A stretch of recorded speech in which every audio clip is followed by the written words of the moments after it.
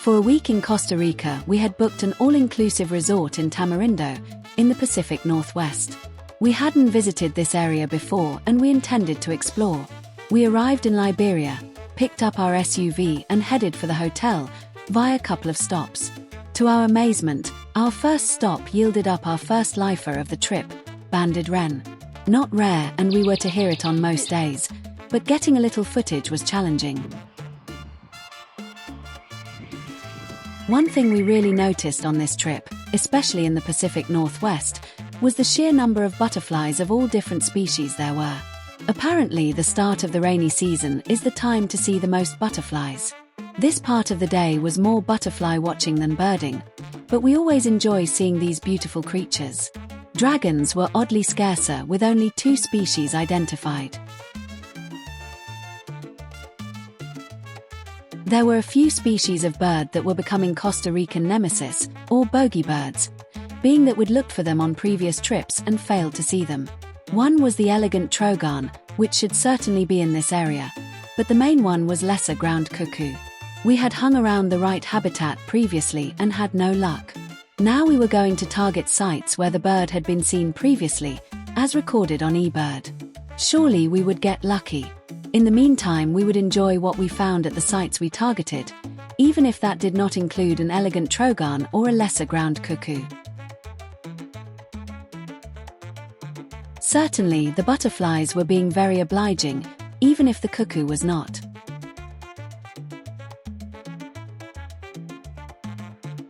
Our hotel, the Occidental Tamarindo, was situated outside the town of Tamarindo, actually at Playa Langosta and edging the marine national park known as Las Bolas. Our room was said to have a park view, which sounded good to us. Once we checked in and received our bracelets that incorporated the room key, very nifty, we found a pleasant and spacious ground floor room, but with a view of the spa. Oh well, we expected to spend very little time in the room, so it would be fine. We saw our first mantled howler monkeys of the trip in the trees we could see behind the spa building, and the first of many black spiny-tailed iguanas enjoying the hotel's lawn sprinklers. White-throated magpie jays were bouncing around the trees on the hotel grounds too, accompanied by the hotel disco and a troop of very noisy orange-chinned parakeets.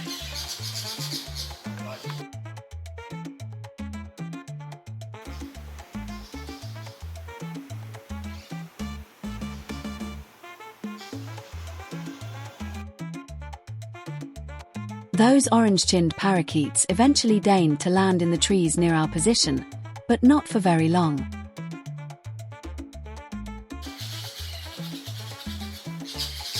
One thing that delighted us, as the sun went down, were the many red land crabs in the grounds.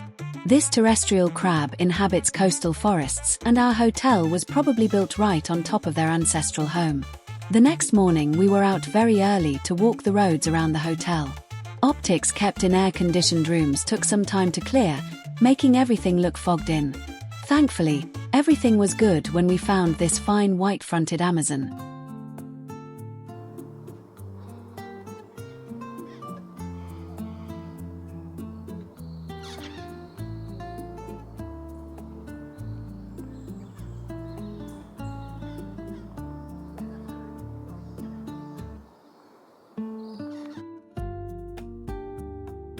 A variegated squirrel used the power lines as a quick way to get around.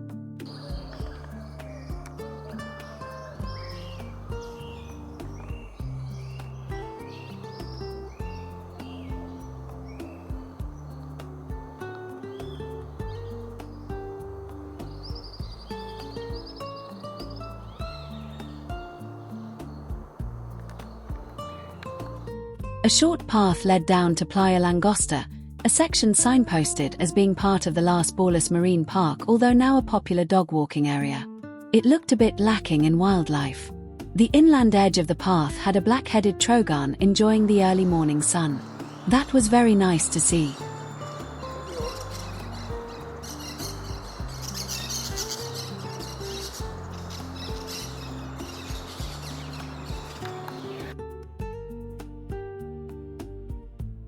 Up on the power lines was our first hummingbird, the cinnamon hummingbird. It looked a bit washed out when viewed against the light.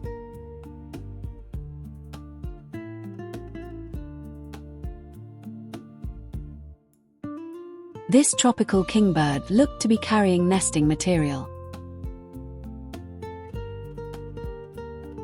White-winged doves were on almost every power line. Rather less common was a plain-capped starthroat, perched high in a tree and occasionally sallying forth to catch insects.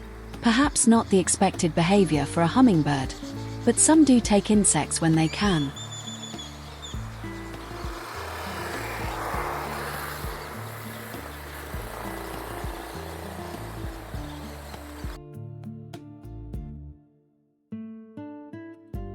Also in the trees on our way back to the hotel were the odd streaked-backed orioles, warming up and preening, ready for a busy day. Back at the hotel, and ready for breakfast, we photographed a great-tailed grackle that seemed to have taken up residence near the pool. Our buffet breakfast was served at 7 a.m. We shared it with lots of people in beach clothes, who looked a bit surprised at our jungle gear, binoculars, and cameras. Heading out in the car, we passed a small roadside pool which held a bare-throated tiger heron and a group of black-bellied whistling ducks. Nothing rare, but all additions to the trip list. Our first stop, on a rough track, was because we'd noticed a large group of mixed yellow butterflies taking minerals from a muddy patch. A couple of species that we were able to ID included Statira sulfur and Westwood's yellow, with a distinctive dark edge to the wings. This beautiful green lizard was a bit of a puzzle, until we realized that it was just a juvenile black spiny-tailed iguana. Still very well worth looking at though.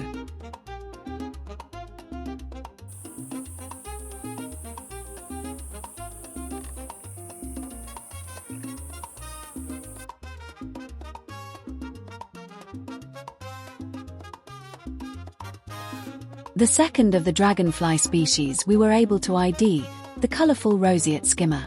There were birds here too. Turquoise-browed martmarts posed in trees and on power lines.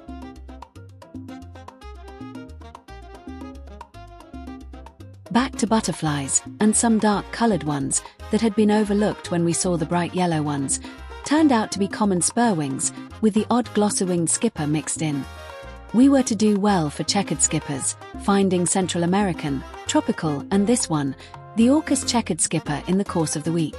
Ericsson's white skipper was rather scarcer.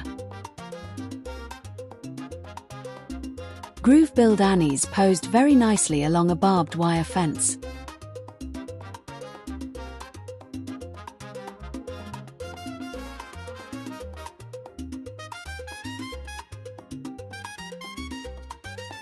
Another stop, described as a via sin nombre, provided views of white-lord gnatcatcher.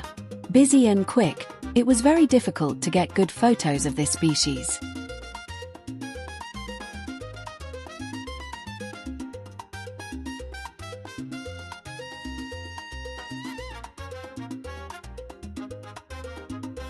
Another black spiny-tailed iguana, this time an adult, showed just how different the juveniles look. Brown-crested flycatchers were keeping an eye out for flies from roadside perches. This next stop revealed an interesting way of warning about potholes. Must be fun to drive at night. The state of the road didn't deter a great kiskadee foraging along the side of the track.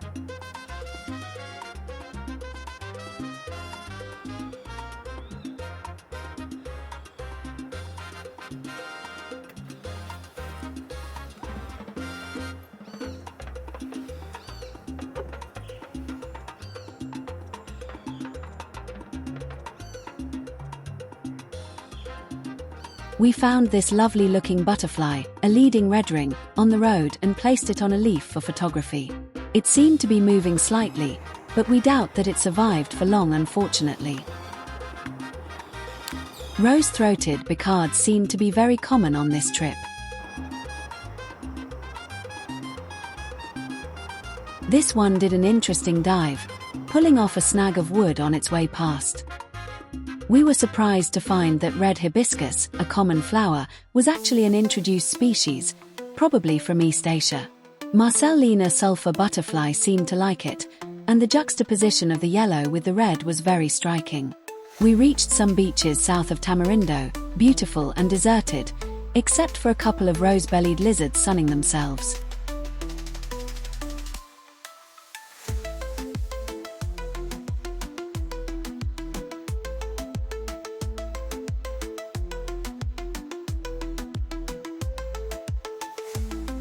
Turning back inland and passing a microlight plane used as a garden ornament, we passed through cattle country. Cattle means Western cattle egret, of course.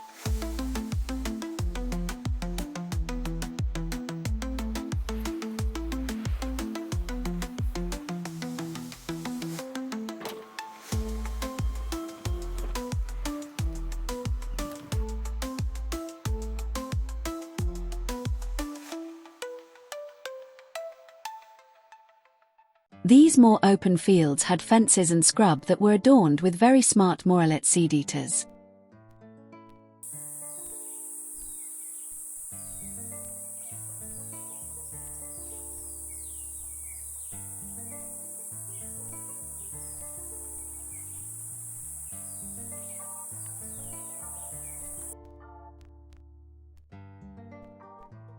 An eastern meadowlark perched at the top of a roadside bush, but the stars of this particular Vias in number was a whole family of white-tailed kites. An adult bird flew past while 3 of 4 well-grown juveniles sat and squawked at each other on the top of a bush. The juveniles have brown feathering on the backs and wings. This bird seemed to have caught a rodent, judging by the tail hanging down below. Another youngster was eagerly tearing into an earlier kill.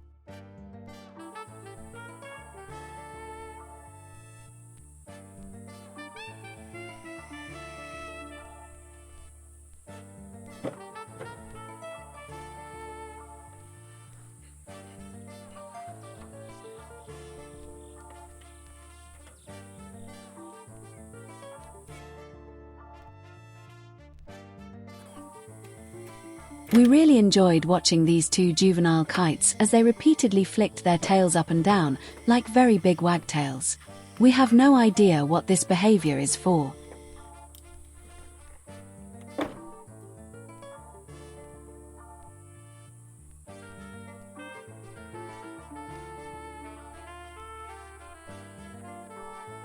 White-tailed kites are known for hovering like kestrels when hunting, but these birds were mostly zooming round and squabbling with each other. Very entertaining.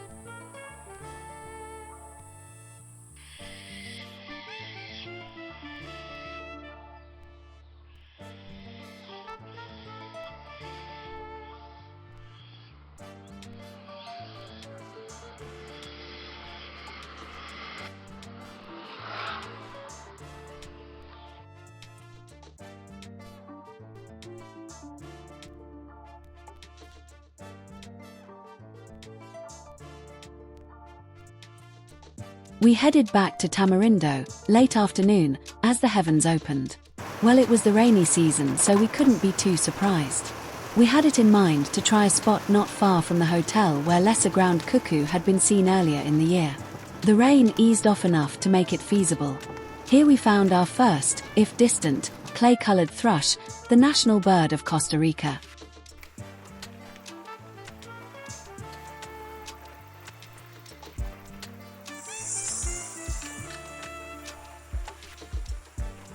A very confiding rufous-backed wren with a mouthful of food was obviously on its way back to a nest, situated in a tree just beyond this garden fence.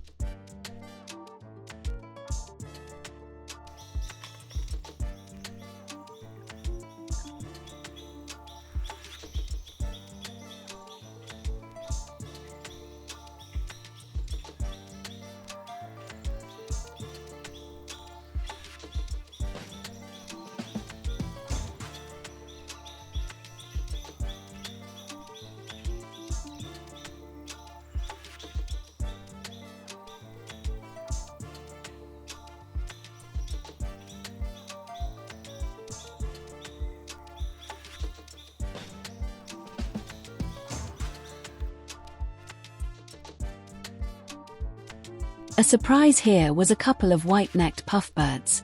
These are described as widespread but scarce, and indeed we had never seen one in Costa Rica before. So a nice Costa Rica tick to add to our lifer banded wren of yesterday.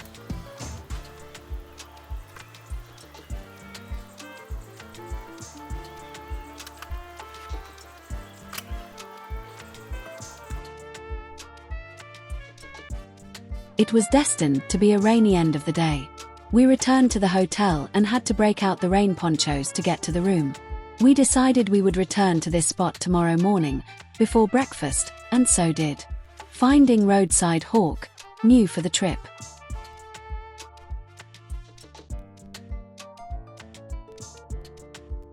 New butterflies included sandy skipper and Dorantee's longtail.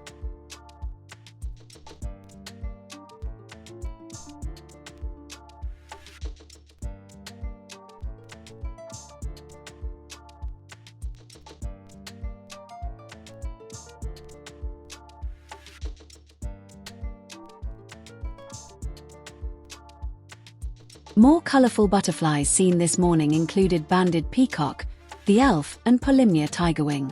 Indian heliotrope is an introduced species from the Indian subcontinent, but it is now pretty widespread in Costa Rica. A nice find was a white-browed gnatcatcher. We'd seen the white lord yesterday where all the yellow butterflies were. This white-browed species was just as quick and difficult to photograph.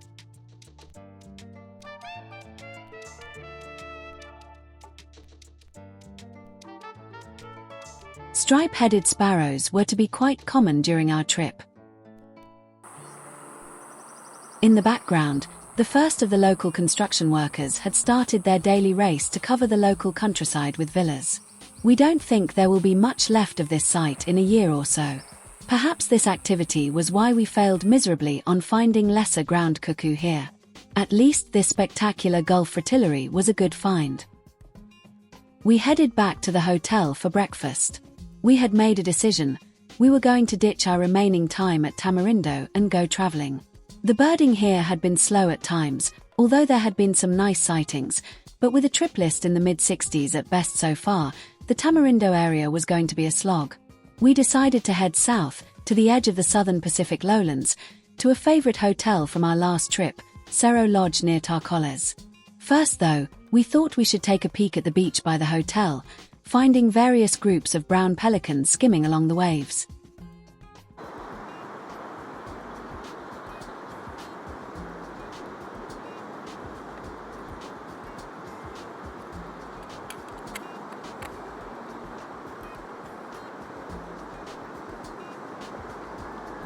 In the sky, groups of black and turkey vultures included this common black hawk.